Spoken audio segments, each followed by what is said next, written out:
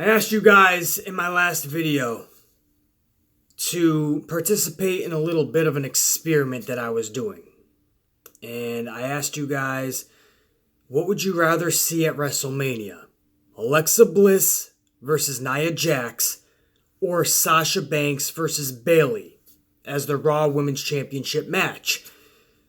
To at least try to compete with Charlotte and Asuka, right? Because we know Charlotte and Asuka, that match is going to take center stage. We know SmackDown is automatically going to take a W in that area because it's Charlotte versus Asuka.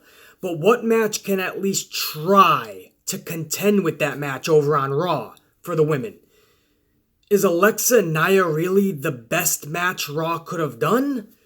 Or was Sasha Banks and Bayley sitting right in their lap and they just chose not to do it? So I asked you guys to participate in an experiment in my last video. And I asked you guys just to put down Alexa versus Nia if you think that is the best match that you want to see. Or would you rather see Sasha and Bayley? And I'm blown away, even though you guys call this, a lot of you guys call this a Sasha Banks channel because we're pro Sasha Banks here. Right, on this channel, we talk a lot of good, and we love Sasha Banks on this channel. So you guys, a lot of you guys call it the Sasha Banks channel. So you're not shocked by the results, but I actually am. Because running this channel for the last year like I have, I know how many Alexa Bliss fans there are. I know how many fans want Nia Jax to get a chance. Just like they want every female in the division to get their chance, to get the strap. It's like a merry-go-round. Everybody gets the strap, everybody gets a chance, right? So, when you run this channel, and when you talk all these positive things about Sasha Banks, you also get all the Alexa Bliss fans and the Nia Jax fans, and they show their displeasure. But I was not expecting over 95% of you guys, over 95% of the comments that came into that video were all for Sasha Banks versus Bayley. I think I tallied less than 5% was Alexa Bliss, Nia Jax. Not even 5%. Over 250 tallies already tallied up in the last 24 hours. 250 plus of you guys came in and answered for me. I mean, if that doesn't scream what I already knew. Because I already knew. I just wanted some facts behind it. But I already gauged, not just my channel, but I already gauged the wrestling community at large. Sasha Banks and Bayley is what we all wanted to see from day one at WrestleMania. We wanted to see it last year. For some reason it was prolonged. Okay, Sasha Banks versus Bayley this year obviously needs to happen, correct? But no, because Vince McMahon once again wants to push his Total Divas agenda so we can talk about a woman's revolution and a woman's evolution all we want, but we're still stuck in a Divas division because Divas end up taking the top spots. As long as there's a show like Total Divas around, there's no way out of this. You need a good kick-ass WrestleMania story for Total Divas, the show on the E! Network. What's a better story than your women's championship? So you get the wrestling match, you get the match we all want to see over on SmackDown, you get Charlotte and Asuka, and over on Raw, you get the joke. Now, I'm all for the Alexa Bliss Nia Jax storyline. At least we're getting a good storyline. So for the 10 minutes that they're in that ring, because I don't expect them to go more than 10 minutes, if it's more than 15, I'm absolutely shocked. And if somebody in writing is watching this video or somebody up in the upper brass for WWE, then they may try to fuck with me and make it go 20 minutes. Hey, if that's the case, I'll talk about this match being a dud every day of the week for the next 2 weeks. If that's going to get Alexa and Nia to get more fucking airtime, I'll fucking talk trash on it. At least I'm doing something good for this women's revolution and evolution because it is a Divas division. 10 minutes tops is what they're going to get over there, and it's going to be either a squash, Nia just squashes Alexa because the time restraints are going to be so epic, or they're going to attempt to have a wrestling match. Here's the problem. Nia Jax and Alexa Bliss is nowhere near what Bayley and Sasha can do. So if you're going to have them go out there and have a wrestling match, then wouldn't it have just been Bayley and Sasha? The feud that you've actually been building way longer than Alexa and Nia. This Alexa-Nia feud just kicked in 3 weeks ago. You've been teasing Sasha Bayley for months.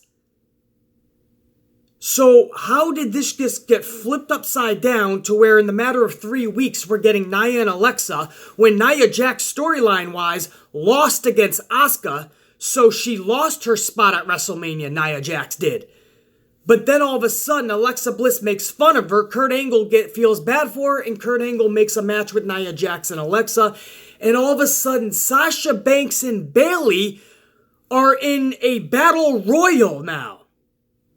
So Sasha Banks doesn't even get a WrestleMania moment. What's her moment going to be? Winning a battle royal that nobody gives a shit about? So clearly, Vince McMahon said no to Bayley and Sasha. The match that everyone wanted to see over Raw. Because according to Vince, it's too much if we get what we want on SmackDown. Not just with Nakamura and Styles, but with Asuka and Charlotte. But it's too much if we also get what we want over on Raw. Bayley, Sasha, for the highest prize, the strap. No, we're going to give this to Alexa and Nia, push the Total Divas agenda, and hope that the fans either let it slide under the rug, just forget about it, just let us do what we want to do, it's our company. And let's hope they don't raise a big fuss about it. And guess what? I'm going to raise a big fuss about it. Because I don't understand how somebody can bust their ass for you this whole last year. Beyond this last year. But let's just go from WrestleMania 33 to WrestleMania 34. Sasha Banks busts her ass night in and night out. And Alexa Bliss defends the championship one time in 5 months. One time in 5 months. Since October. At the Elimination Chamber. Is when she finally defended that championship. Since October. Nia Jax gets frustrated. Doesn't want to do the job. To, I believe, was it Sasha Banks? Months back. I think that was even in October. But months ago, you have fucking Nia Jax leaves the company. Nia Jax walks out. You guys remember that? And she had to go to The Rock, and The Rock gave her some advice. Or I think that was actually before she walked out. Then she walked out. Then she went back to The Rock, got some more advice, ended up going to Vince. They worked something out, and Nia Jax was able to come back to the company. Nia Jax gets frustrated, she leaves, she comes back. It's 50-50 flip-flop booking for Nia Jax this whole time that Nia Jax has been on the main roster. And now you choose now. You choose now to put her on the grandest stage. When she hasn't really done anything. But in the last 3 weeks, you're going to have Nia Jax, of all people, take on Alexa Bliss. You're going to have Alexa Bliss walk into WrestleMania as the champion. When for over 5 months, she's defended it once. And I'm sorry, by WrestleMania, it'll be 6 months, right? October, November, December, January, February, March. You're actually going into April. So you'll be going into your 7th month. And Alexa Bliss, you can count on one hand, has defended that championship. Once, maybe twice in 7 months. And that's your championship match. So, it just boggles my mind, guys, that is what we're getting at WrestleMania. I think that's what I have an issue with. This is WrestleMania. This should be the card where we get all of the epic matches that we've wanted to see for a year now. Every year we get this one night where we get the best matches in the world for WWE. In dream matches. And we throw them together. And it's like when we get a match like AJ Styles and Nakamura or Charlotte and Asuka, it's like we're floored, right? It's like we're shocked that Vince is actually giving us something that we want to see. We're shocked that Vince is giving us a WrestleMania caliber match, that Vince is giving us a dream match. We shouldn't be shocked. We should expect that at WrestleMania. Every year we should expect every single match to be an epic match. we shouldn't have to fucking yearn for it or beg for it or wonder why a match is not happening when it's sitting in their lap. Or when they've been teasing it for many months like Bayley and Sasha, and then all of a sudden at the last second go, oops, JK, just kidding, you're getting Alexa and Nia. In Bayley and Sasha, we know what they can do. We've seen what they can do on the grandest stage over in NXT. 2 takeovers in a row, and they killed it. They stole the fucking show. Was Vince scared that they were going to do that again? Was Vince scared that they're going to outshine Asuka and Charlotte? It's possible that that's what it was. Too much talent. Or is it just what we already knew? Vince doesn't really care for Sasha Banks anyway, right? Or Bayley. They had their time in NXT, right? That's what some fans say. BC, they had their time. Let new stars shine. Oh, is Alexa Bliss a new star, newer than Sasha and Bayley? She's been champion for the longest time. I can't remember a handful of times that she's defended that championship. Nia Jax, flip-flop booking. She ends up walking out. She comes back. That's creating stars? Nia Jax and Alexa going to WrestleMania. That's going to create a star. What's going to happen, guys? Is Nia going to get the strap? Whoa! Another female gets the championship. Woo! Let's keep it rocking. The merry-go-round. Everybody gets a championship. Isn't that what Bayley wanted at one point? Everybody get the championship? Careful what you wish for, Bayley. Because now look, you're going to be in some non-fucking insignificant, nonsensical battle royal. Maybe even on the pre-show. While Alexa and Nia get the top spot over for the Raw females at WrestleMania. Boggles my mind. And again, this is no shade being thrown at Alexa and Nia. Don't mind them. Definitely don't mind them. But it boggles my mind that Alexa Bliss and Nia Jax are not in this battle royal. And that Bayley and Sasha are not fighting for the strap at WrestleMania. Boggles my mind. Again, not just because I like Sasha. Or this is a pro Sasha Banks channel. No. It's because WWE themselves were positioning a Sasha Bayley match at Mania for the strap. They started this teasing over at the Royal Rumble. Way before Alexa and Nia was even a thought, an inkling in Vince McMahon's eye. And all of a sudden, they flipped it. And it boggles my mind even more because of what happened last night, right? BC, when are you going to start talking about Raw, right? Well, this whole opening segment, guys, the whole first 10 minutes is about Monday Night Raw. Because it's about getting the official word, which we already kind of knew was going to happen anyway, but now it's confirmed that Bayley and Sasha are in a battle royal. And not even having a match at WrestleMania. Not even having a match. So this leads us to what happened last night. And doesn't it boggle your mind even more? That at the inside the locker room for Bayley and Sasha, they finally came to blows. This teasing that has been going on for months that I was actually over. I was sick and tired of it. It finally came to a head last night. This was something you would see for a WrestleMania build. This was something you would see a couple of weeks out from a huge WrestleMania match. That's how good this segment was last night. When Bayley looked at Sasha Banks and said, you just don't, you're basically, she said, you're jealous that I can beat you and you can't beat me.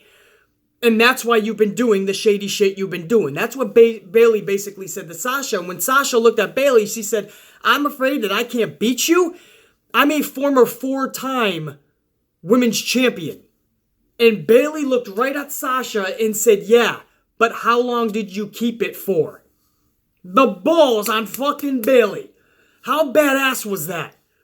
You heard the whole crowd collectively gasp when Bayley said, yeah, and how long did you hold it for? I was at the edge of my fucking seat when I heard Bayley come out with that. Because that's the behind the scenes shit that we all say, right? Like, how fucked up is it that Sasha Banks is a 4-time champion and collectively held it for about a month? But for Bayley to put that on screen, man, collectively, as a fan, whether you love Sasha or hate her, whether you love Bayley or hate her, collectively, we all gasped. Collectively, we all started giving a shit even more so about this feud, didn't we? And Bayley goes to turn around. Sasha takes Bayley's head, just fucking snatches her literally, and chucks her into the lockers. The brawl was on. A beating between both. Sasha throws Bayley into the table, into the fucking concrete wall on the table. Bayley starts getting an upper hand, but Sasha regains her upper hand. Officials are able to break them up. Sasha says, fuck that shit. Sasha goes after Bayley again. The war is on. All four. This huge, awesome segment. Probably the best segment of Monday Night Raw last night. And it was all for a battle royal in the pre-show.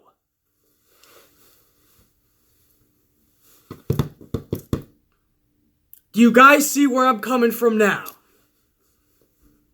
Do you guys see how it doesn't make sense? It's one thing to make your moves because you're the owner and this is just what you want, right?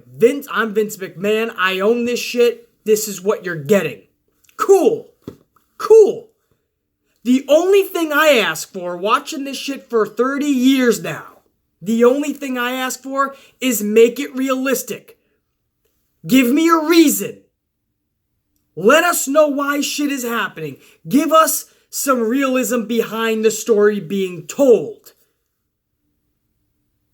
With Bayley and Sasha, you teased, you just made it go epic last night in a cool segment that they finally came to blows, and I'm glad it wasn't a Sasha heel turn or a Bayley heel turn because they waited so long, they teased it for so long that a Bayley heel turn or a Sasha heel turn doesn't even work right now. Not against each other. A heel turn has to be done like that. A heel turn is literally a turn. It's not a 3-month build to a heel turn. Come on now. Relax on that shit. I wouldn't believe Sasha turning heel right now. I wouldn't believe Bayley turning heel. I like how they did it then. If you're going to tease it for that long, you can only go one way. And that's two best friends just starting to despise each other. It's not about heel turns anymore. It's about me beating the fuck out of you. It's about me proving I'm better than you. You're not better than me. So they kicked it into high gear now. We still have a week left before Mania. Another Raw left. And they already kicked it into high gear now. Finally, after 3 months. But what did they kick it into high gear for?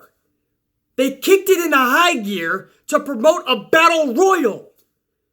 Bayley and Sasha are used to promote a battle royal that nobody gives a fuck about, that is most likely going to be on the pre-show, and if it is not, it's going to be a bathroom break on the main show. Because it's the second battle royal of the night. Nobody cares about battle royals anyway, let alone 2 insignificant battle royals in one night. Because the Andre the Giant Memorial Battle Royal is also going to be happening that night. Who knows? They could both be on the pre-show. Because none of them deserve to be on the main show. So you get this awesome segment last night that I feel stole the show. A backstage segment is when we finally come to blows with Bayley and Sasha. And steals the show. And it's for the Battle Royal. And Nia and Alexa last night, do you know what their storyline was last night? Nia Jax defeats Mickie James. Alexa gets in the ring, hits Nia, gets scared because she's like, oops, I shouldn't have done that. Nia has an angry look again, and Alexa Bliss runs away. And Nia Jax is yelling profanity at Alexa Bliss, or trying to hold back a bunch of profanity, which I thought was hilarious, but didn't get me intrigued for it. The last couple of weeks, they were building something cool, absolutely. Last night, gave up on it. I think they tapped out. The writers were like, we gave them 2 good weeks of Alexa Nia storytelling. Nothing else we can do. Let's just go to Mania. Let's give them their 10 minutes.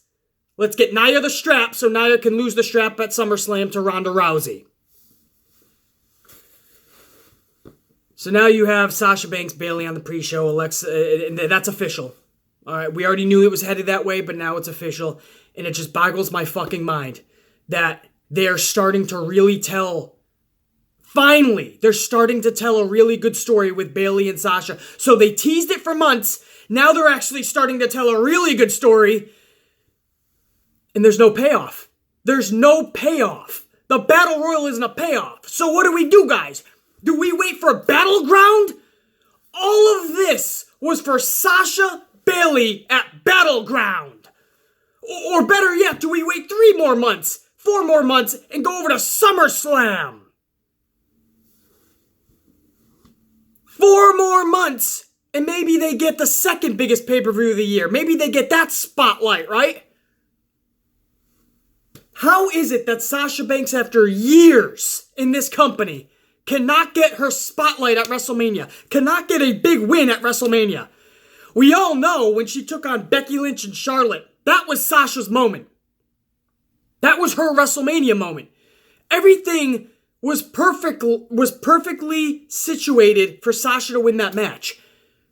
She had all the momentum. That was her time. And they gave it to Charlotte. And we all said, all right, don't understand it, but it's Vince's company. He sees the golden child in Charlotte. Charlotte is at least really fucking good in that ring. Next year will be Sasha's, right? And it wasn't. And the following year, it's not. Is it ever going to be? And I know there's reports, oh, Vince is upset with Sasha and Bayley for going on social media. Guys, it's all bullshit. Nobody knows how pissed off Vince is with Sasha and Bayley. Don't believe those stupid reports. I honestly believe Vince just never really thought highly of Sasha Banks. That's the fucking truth. So you can take your new reports, oh, I heard that Vince is actually upset with Sasha and Bayley even more than usual lately, and that's why he's keeping them off. I don't give a fuck about these stupid reports. Vince is not that fucking petty. Vince has accepted Bruno Sammartino back. Vince has accepted the Ultimate Warrior back. Vince has accepted Hulk Hogan back. He does what's best for business, I assure you of that. I think from the beginning, this was always to push a Total Divas agenda for the Total Divas show on E. I think from the get-go, it was supposed to be Alexa and Nia, and it boggles my mind why all of this Bayley and Sasha shit was even being done in the first place then. Why would this have been even done? Just to give Sasha something on the side? Give Bayley something on the side? Because 2 of your best female talents on the fucking roster, even though Bayley, we have not seen her full potential, and she has actually been fucking lackluster on the main roster. We know what she can do in there with Sasha, but let's keep them and put them on fucking pre-shows. Let's give them secondary storylines, because I don't feel they should be at the top. Because they're not Total Divas.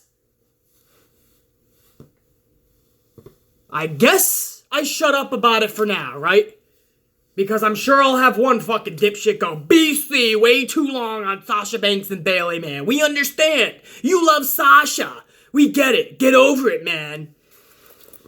Oh, man. I honestly wish that I could just be force-fed shit by WWE and just accept it. Just be like, oh, good shit. I don't need to question anything. I'm just gonna sit here like a fucking idiot for the next 3 hours and dish whatever you give me. Fuck out of here, man. None of it makes sense. Again, it's now official. Battle Royal, Bayley and Sasha. Sasha Banks. Think about this for 1 second, guys. Sasha Banks. And I put this on my Twitter last night. Think about that build. If it was for the strap at WrestleMania between Bayley and Sasha. What they did last night in that locker room and beating the hell out of each other. But picture this, guys. Imagine this. Sasha fucking Banks. Whether you love her or hate her, you know she's the fucking best. Right up there with Charlotte. Some would say even above Charlotte. As far as captivating me, nobody's even close to Sasha Banks in that ring. And she's in a battle royal. She's in a fucking battle royal. Probably in a pre-show or in an insignificant time slot during the event. Again.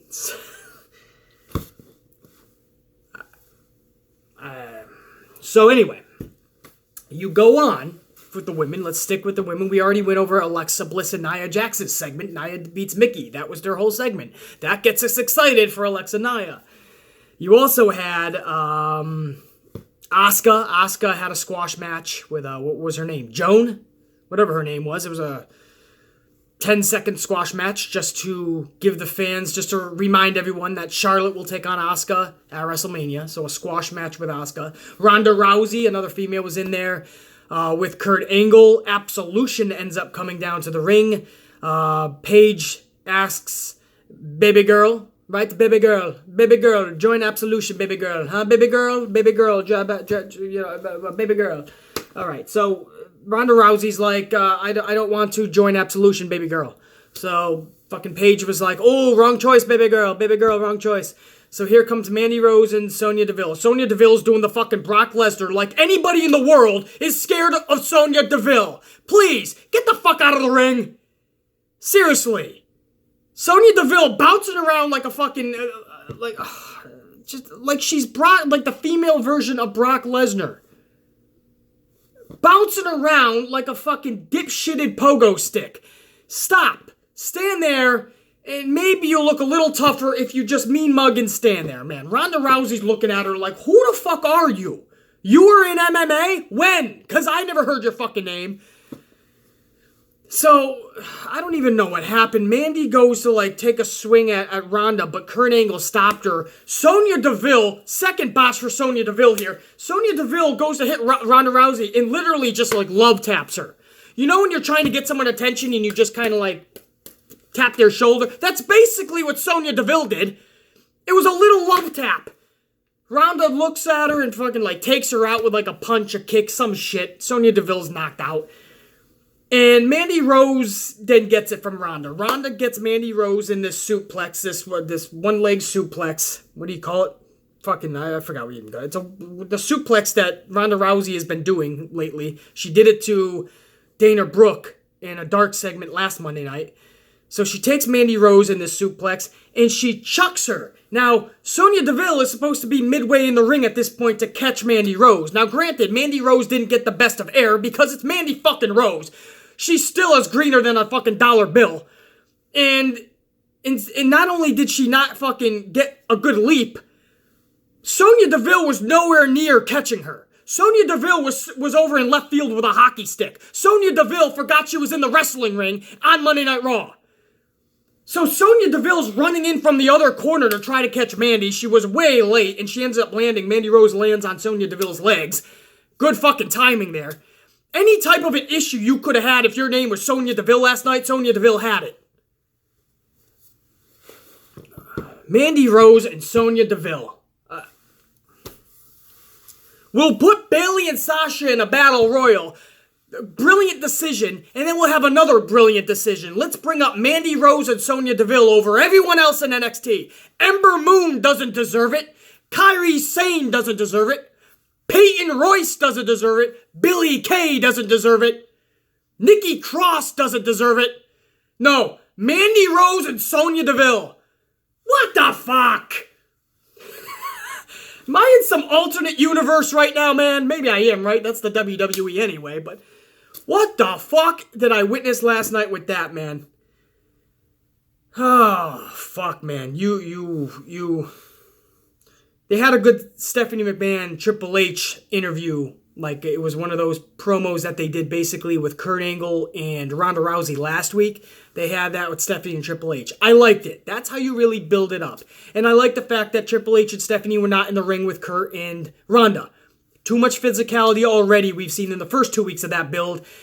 The next 2-3 weeks, which we've just seen in this past week, you need to cool it down now. Now, next week, something epic definitely needs to happen. But I like how they kept them away from each other. The whole Absolution thing was supposed to make Ronda look stronger. It just came off really bad. And again, Mandy Rose and Sonya Deville are just not there yet, man. I don't understand the full reason why they brought them up to the main roster. I'm not trying to diss some guys just to diss them. And you guys know I hate people that count botches and watch for mistakes. But man, it's getting to the point where when Mandy Rose and Sonya Deville in there, it can be really cringe at times, man. And it's really cringe-worthy. And I'm really watching like this because I know it's fucking going to be ugly to watch. So that was that segment. Intercontinental Championship segment, you had Finn Balor and Seth Rollins out there with The Miz. It was Miz TV. And they teased a little dissension between Bo Dallas, Curtis Axel, and The Miz. They were about to turn on The Miz because The Miz was talking a bunch of shit. And so you had the Miztourage coming after The Miz. And on the other side of The Miz was Finn Balor and Seth Rollins. And when the Miztourage got to the point where The Miz's back was against Finn Balor and Seth Rollins, the Miztourage actually started beating up Finn Balor and Seth Rollins instead. Hope you guys got all that. So it was a plan, a ploy by The Miz to jump Seth Rollins and Finn Balor. But it didn't really work because here comes Gallows and Anderson. And Gallows and Anderson take out the Miztourage, and The Miz is left there with both Finn Balor and Seth Rollins. So obviously he's going to get the shit kicked out of him. And that's what happened. A sling blade. I think Seth went for a curb stomp, but Miz was able to roll out of the ring. And that's when Finn Balor grabbed the championship, the IC strap, and Seth Rollins got jealous. He got pissed, so he took the championship away like, no, motherfucker, this is mine. And Finn throws Seth Rollins out of the way because the Miz came back in the ring to go attack him. So Finn Balor threw Seth Rollins out of the way, and Finn starts attacking Miz instead. So Seth is like, all right, I owe you one there. But when Seth goes to turn around, Finn Balor actually took out Seth Rollins. So when it was all said and done, guys, I know it's kind of confusing, but when it was all said and done, Finn Balor was the last man standing with the IC strap. What I like here, I don't like schmaz matches, including triple threats, but what I like here is the real tension they're starting to build with Seth Rollins and Finn Balor. That's good. Not just The Miz and Seth or The Miz and Finn. No, really tease Finn and Seth because that's going to be the nuts and bolts of that match. So I did enjoy that. And later in the night as well, the Gallows and Anderson, the Bullet Club, the Club, whatever you want to call it, Gallows and Anderson defeated the Miztourage. What else? Elias defeated Rhino. Tag Team Championship. We still don't know who Braun Strowman's partner is. Braun Strowman defeated Sheamus.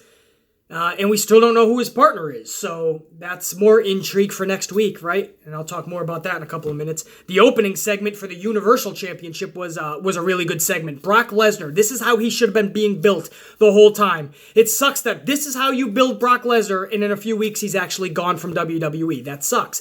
The whole time Brock has been in WWE, this is how you build this motherfucker.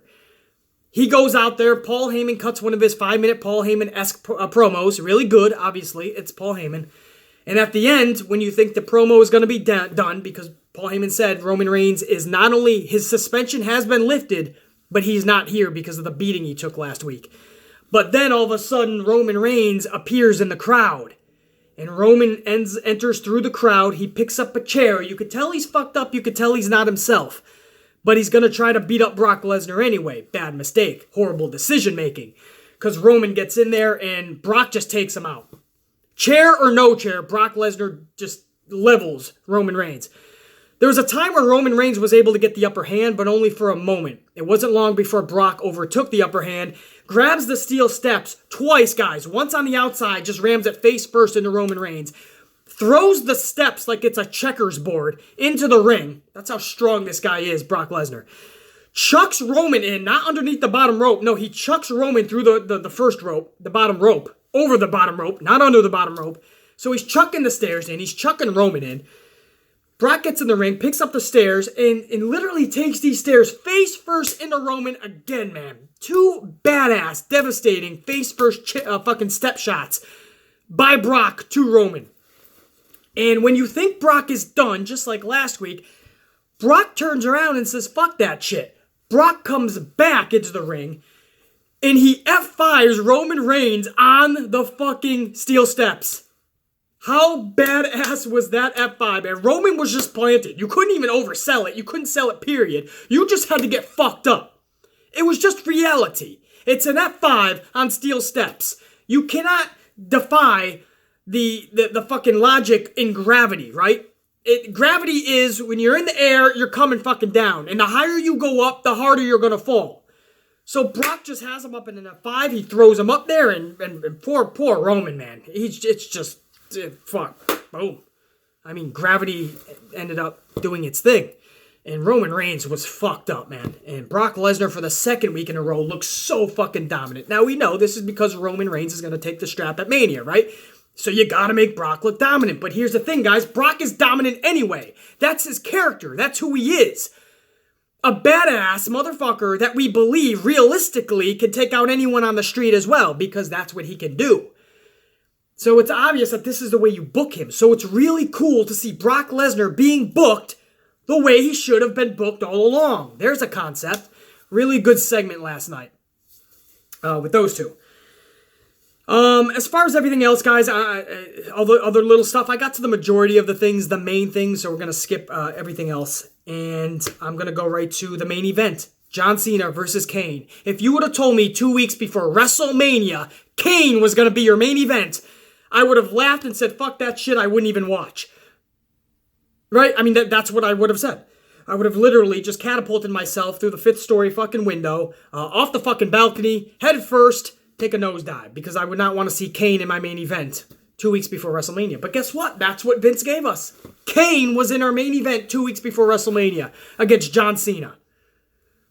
And I said to myself, all right, self, I'm okay with this if we finally get an Undertaker decision. We already know it's going to be Undertaker, John Cena, WrestleMania. That's official. That's confirmed.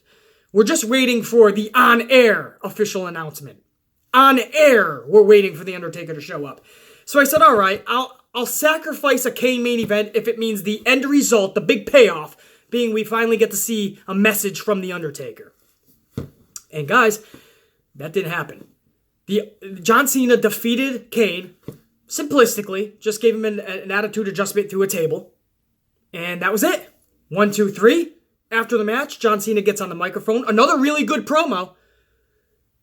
Egging on the Undertaker. Where are you? The fans want you. I want a decision. Staying silent is not an option. Don't be a coward. All that good stuff. The same stuff he's been saying. So it was another good promo. But I wanted the Undertaker, man. I felt like, hey, we just waited 3 fucking hours for a Kane main event 2 weeks before Mania. And you just used Kane as a pawn. So that sucked. But now that it's over, and now that we can only look forward to the go-home show Monday Night Raw before WrestleMania, this upcoming Monday, now I kind of like it a little more, right? Because now you're thinking, okay, now, like John Cena ended his promo last night, he said to The Undertaker, he looked right into the hard camera and he said, now you have 1 week left. 1 week left to prove you're not a coward. 1 week left to be a man and step up to the plate and at least give me a yes or a no. 1 week left. So that did build. We sacrificed last night. Nothing epic happened last night to end Raw 2 weeks before WrestleMania. So that absolutely epically sucked. But hopefully this means a lot more for next week. Right? Because now for next week, are we going to find out Braun Strowman's WrestleMania tag team partner for the tag straps? Are we going to find out if Undertaker finally shows up? Everything comes to a head next week. So for last night, the ending sucked. Good promo by John Cena, but nothing happened. Nothing developed. You furthered the storyline, so that's good for next week. So for last night, that sucked. For next week, all the chips are going to be out on the table.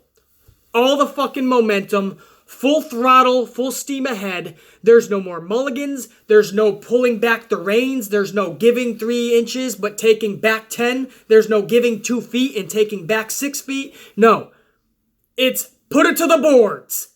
Next week is your biggest show of the year. I honestly feel that way, guys. This is your go-home show to WrestleMania, your biggest event of the year. This is your last promotion for it. It's all got to be out there. There's no more Kane main events. There's no more John Cena begging for The Undertaker to make a decision. It's all next week. You know, some people are okay with the American Badass just showing up at WrestleMania. No, why? Promote that shit. Promote it. Let's put it on the actual promotion. John Cena, Undertaker. Get more fucking subscriptions. Get more buy rates. Get the buzz within the WWE universe. You got The Undertaker and John Cena. Promote that shit, man. Next week, let's have it all come to a fucking head. But But that's next week. As far as last night, okay. A Kane John Cena main event. I felt like I was back in, 2002, 2004? I felt like we went back 10, 15 years. To a point when we actually maybe gave a shit. But last night we didn't. Other than, is The Undertaker going to give a message? He didn't. Cleveland, you could tell, was fucking upset.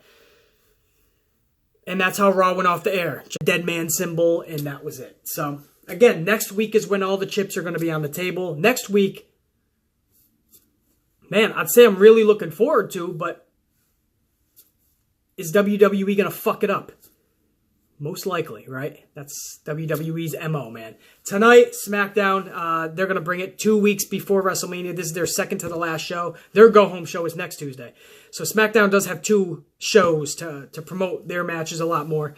Shane McMahon, horrible news, guys. Shane McMahon is not going to be a part of WrestleMania, it looks like, and this is not storyline. WWE is kind of like having fun with it. Not having fun with it. I should not say that. There's nothing funny about this. WWE is trying to make it look like Owens and Zayn's beatdown had something to do with it. But why not? If Shane McMahon is in a hospital anyway, in storyline, the last time we saw Shane McMahon was when he was getting beat down. Why not use that as a little bit of a storyline? But WWE came clean and said the real reason why he's in the hospital is the same thing Brock Lesnar had. And that is an intestinal infection.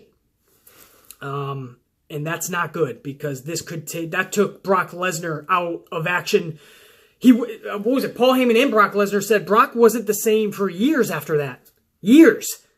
So I doubt very much Shane McMahon is going to be able to show up at WrestleMania and have a WrestleMania match with Daniel Bryan against Sami Zayn and Kevin Owens. And that sucks. I was honestly, guys, I cannot tell you. You guys know how much I love Daniel Bryan. You guys know how much I love Shane McMahon in that ring. To see them as a tag team against Zayn and Owens, that was going to be one of my favorite matches. And it's a 14-match card so far. 14 matches, guys. That was going to be one of maybe 2 or 3 of the matches I wanted to see the most. And doesn't it fucking figure? Shane McMahon looks like he's not going to be a part of it anymore. And again, this does not look like it's just storyline, guys. So who does Daniel Bryan pick as a partner? Do we find out tonight or do we find out next week? I think tonight Daniel Bryan just establishes that he is going to take them on. And maybe next week we find out, just like Braun Strowman, who his partner is going to be at WrestleMania, maybe next week we find out Shane McMahon as well. So much to think about, guys. So much to go over. There's WrestleMania season, right? I mean, that's what it's all about. It's exciting. It's intriguing. But it's also frustrating because you see so much epic shit that could have been done, should have been done. And for some reason, Vince McMahon is just saying no. No fucking idea. It's a crazy season, man. WrestleMania season. Anyway, guys, hope you enjoyed the video. Always fucking glad to have this time with you guys. I'm going to go and kick the rest of Tuesday's ass. I hope you guys do the same. The Amplified Man's cashing the fuck out, but you can bet your ass I'm going to be back with you guys tomorrow, and we're going to talk SmackDown. And we're going to have that review reaction. And all the good, all the bad, and all the ugly of SmackDown tonight, I will have for you guys tomorrow. B motherfucking C. We'll check you.